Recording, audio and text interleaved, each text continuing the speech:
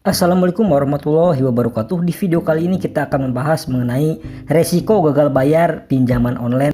Nah, kebetulan kemarin ada yang bertanya teman-teman tentang ya ada salah satu pinjol legal, dan pinjol legal itu desanya itu mengancam nih.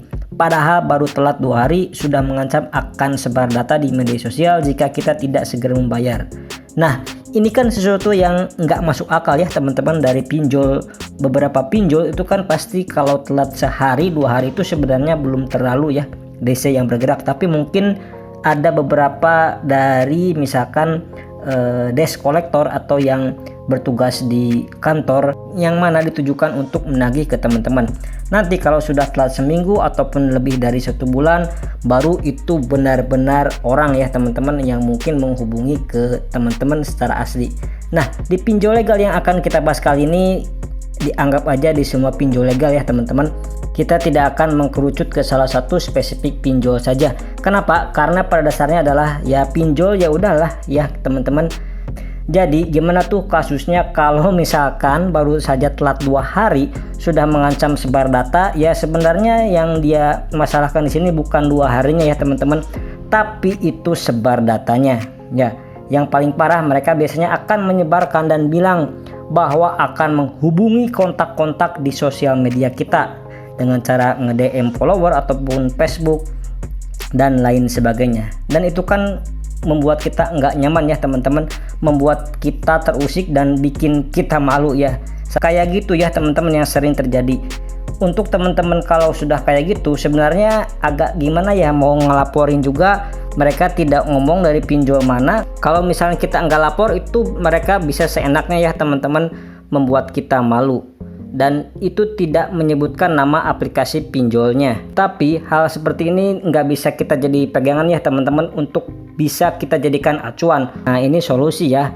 Kalau misalkan DC tersebut itu belum menemukan sosial media teman-teman, segera teman-teman ganti username atau ganti email ataupun bahkan nomor handphone. Kemudian teman-teman privat aja akun teman-teman. Dan teman-teman jangan gunakan nama asli di akun sosial media ya, seperti itu ya. Biar apa? Biar akun sosmed teman-teman itu tidak ditemukan oleh DC pinjol yang nakal seperti itu ya.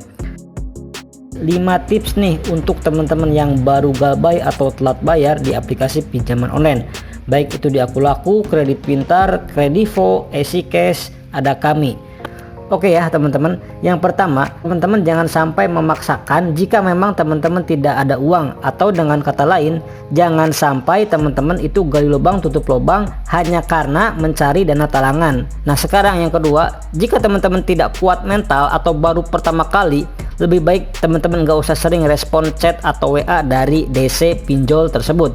Kenapa? Karena hal ini akan mengganggu mental teman-teman dan akan membuat mental teman-teman itu drop, serta membuat teman-teman ketakutan yang gak jelas, dan bahkan mungkin teman-teman akan berpikir yang tidak-tidak dan belum tentu terjadi. Kemudian 3, yaitu jangan bayar cicil sebagian. Maksudnya gimana sih jangan bayar cicil sebagian?